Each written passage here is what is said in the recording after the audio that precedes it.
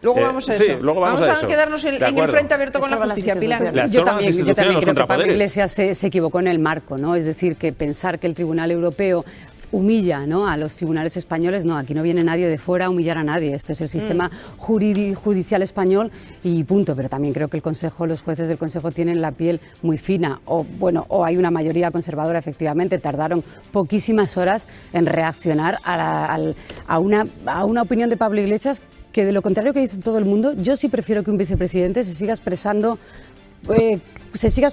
no libremente, que por supuesto, sino con transparencia, porque además así sabemos por dónde vienen. Yo sé de que los cargos públicos haya como que ceñirlos, ¿no?, que amoquetarlos y que que se expresen como un vicepresidente, pues mira, yo prefiero saber que Pablo Iglesias opina que hay una humillación, por lo menos para poder rebatirle y para poder decirle, ¿podrían opinar sobre la función política del gobierno? Ahora bien, también el Consejo Europeo y también el Greco, que es un organismo europeo, nos ha dado algún tirón de orejas desde hace 6 años con el, oiga ustedes, igual tienen que reformar el sistema judicial por el cual se eligen a sus jueces del Consejo. Vamos a tener que seguir hablando y esto es un debate abierto. Me parece surrealista. Pero se sigue utilizando, déjame, el argumento torticero de la libertad de elección de centros. Y los padres en la Comunidad de Madrid, como en toda España, tienen libertad para elegir llevar a su hijo al colegio público, concertado o al colegio suizo.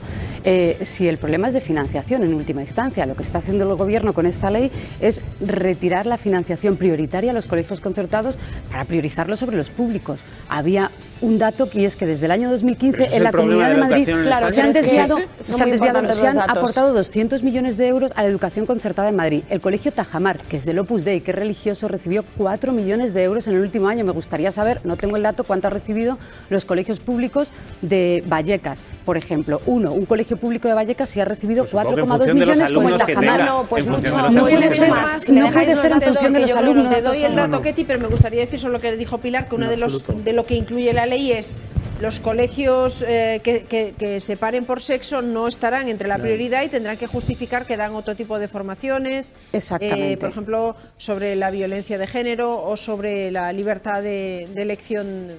¿Y con eso atajamos ya los problemas de la educación?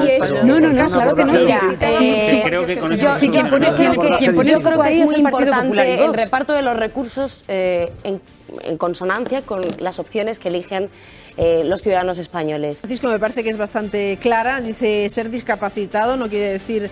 tener una discapacidad no quiere decir que estés discapacitado para defender tus derechos, ¿no? En el fondo es lo que viene a decir. Y alguien pensó que como eran pobrecitos, pues, oye... Pero ha sido tal cual. Yo me alegro un montón porque hayan ganado estos trabajadores la pelea, ¿no? Porque es una, voy a decir, canallada.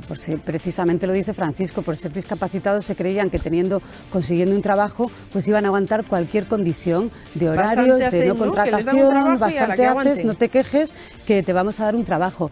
Y importante lo que decía Francisco también claro, es que es el Palacio Real, no te piensas que puedas trabajar bajo estas condiciones en el Palacio Real. Yo me acuerdo de un caso que dimos también, que era cuando Arturo Fernández pagaba en B a los trabajadores del Congreso y en otras instituciones del Estado. Las instituciones públicas son responsables de las condiciones en las que los trabajadores, sean de la subcontrata que sea, trabajan en sus instalaciones, con lo cual, en última instancia, el Palacio Real era responsable también. De hecho, el Palacio Real en su día dijo eso, que era una subcontrata, que no tenía responsabilidad ni relación laboral con ellos, pero que no iba a consentir y que iba a abrir una investigación. Exacto, pero hombre, yo creo que eso ha facilitado un poco que al final se haya resuelto también pero es que la ley sí les hace corresponsables de alguna manera, igual que esto del Congreso acabó en la mesa del Congreso por su responsabilidad, ¿no? Estoy totalmente de acuerdo que hay una responsabilidad subsidiaria en este caso de patrimonio nacional, que es a quien pertenece el Palacio Real, que lo gestiona y el que se encarga de esos contratos con empresas externas que le prestan unos servicios y por lo tanto...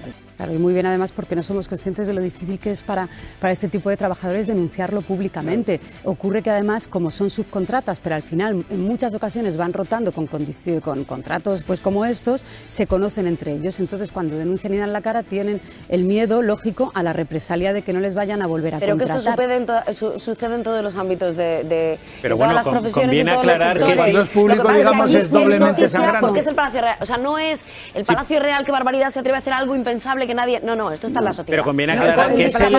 y con no discapacitados. Conviene aclarar... Y entonces, se pregunte eso la señora cómo puede ser, pero a mí lo que me sorprende más de todo lo que hemos escuchado es que alguien van y le realquilen el piso. Estamos hablando de 700, 800 euros por un piso ocupado que no tiene ninguna garantía, ningún derecho. papeles que en no regla, pueden acceder al mercado, gente a la que ¿no? pide muchos gente que no meses, tiene gente a la que el pide permiso muchos, de residencia, claro, sin residencia, gente que no tiene para pagar a lo mejor 5 o 6 meses. A veces te piden unos avales desorbitados y la gente no conoce que la ley juega a su favor y que puede reclamar no pagar 5 o 6 meses de avales. O sea, a veces las condiciones para alquilar son muy duras, te piden hasta contratos fijos de trabajo, ¿no? Sí. Y eso es un factor. Es verdad que, bueno, viento a favor, que parece que desde la Comunidad de Madrid, pero ahora también desde el Gobierno, parece que se quiere hacer algo con esto de sobre todo diferenciar bien, entre las mafias y la gente que accede a viviendas porque no tiene recursos. Y si por lo menos establecemos la diferencia entre desahucio express para mafias y que tiene que ir por otra vía diferenciada a la gente que ha accedido a una vivienda sin recursos, ya habremos avanzado. Y, por supuesto, perdiendo una gran cantidad de dinero por el lucro cesante de no haber alquilado su casa y en ocasiones legal, porque se la han destrozado. Y un vacío legal, porque con lo cual este fenómeno tiene razón de ser. Claro, y un vacío legal, porque este fenómeno que estamos viendo de las mafias es relativamente nuevo. Es decir, no han proliferado tanto las mafias ocupando edificios enteros en la Comunidad de Madrid desde hace años. Es verdad que cuando falla la administración... se ha ido dejando y cuando nos hemos dado cuenta hay gente muy profesionalizada. Hay gente profesionalizada y además es que las víctimas son precisamente muchas veces quienes están dentro, porque luego no tienen ningún derecho. Es decir, que es verdad que el acceso es más rápido, claro, le pagas 700 en negro de cualquier manera, pero a ver cómo reclamas, qué derecho tienes. O sea, es decir, hay un vacío absoluto y la vulnerabilidad es tremenda, ¿no? Que lo haremos. Sí.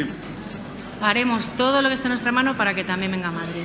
Y aquí van a tener toda la libertad para moverse, para relacionarse, para emprender.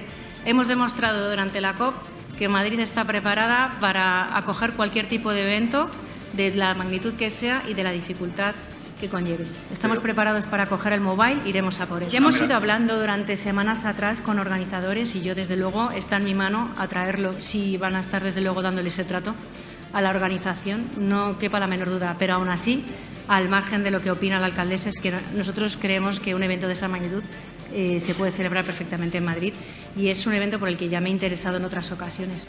Pero es que el lenguaje ha sido un poco de enfrentamiento, ¿no? Precisamente por eso ha matizado la presidenta, iremos a por él.